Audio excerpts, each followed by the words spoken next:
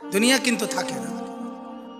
আজ রাত যার বাসর ঘর তারও ভোর হবে, আজ রাত যার জেলখানা ফাঁসির রাত তার রাতও কি হয়ে যাবে।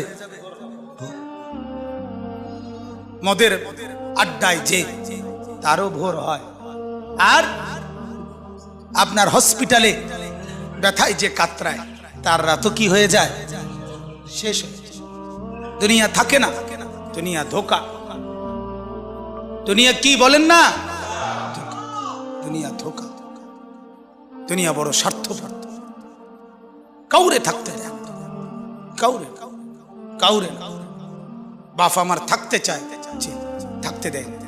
আমার দাদাও থাকতে চাইছে, থাকতে দেয়। ধাক্কা দিয়া দিয়া ফেলাই দিছে।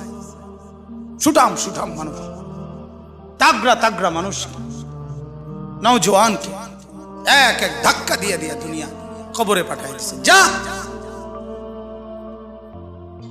আল্লাহ তাআলা আমাদেরকে বুঝ দান করে। অতএব আমার ভাই, ফিকির মূলত ফিকির। আমরা মুসলমান, আমার কথা রাগ হইয়েন না, আমি আবেগে বলছি, মহব্বতে বলছি। যারা দাড়ি ক্লিন শেভ করেন, দাড়ি কাটেন, তাদের কাছে আমার অনুরোধ, আপনি আরেকবার ভাবেন কেন কাটতেছেন। আপনি যদি বলেন হুজুর এটা ছাড়া আর ওয়াজ নাই, না আছে, এইটাও একটা ওয়াজ, আরো আছে, আরো তো কইছি, এতক্ষণ কইছি না তো, আরো কম, অসুবিধা কি? কথা বুঝেন নাই? আল্লাহ তাআলা আমাদেরকে বুঝার তৌফিক দেন।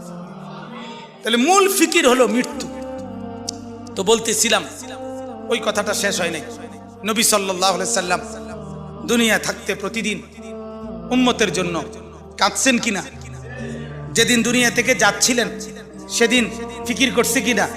যেদিন কবর থেকে উঠবেন সেদিন ফিকির করছে কিনা?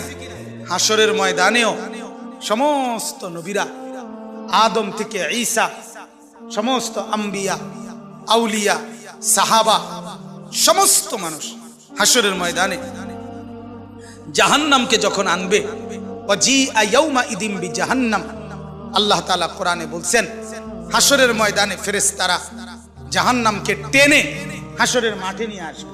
এই যে এখানে যেরকম আমরা বসছি, মনে করেন এখানে আনছে, আইনা দাঁড় করাইছে, ঠিক এরকম টেনে আনবে। ৭০,০০০ আগুনের শিকল দিয়া বেঁধে জাহান্নামকে আনা হবে। ৭০,০০০ আগুনের শিকল, এক একটা শিকলের মধ্যে ৭০,০০০ আংটা, ওই যে কড়া শিকল বানায় কি দিয়ে?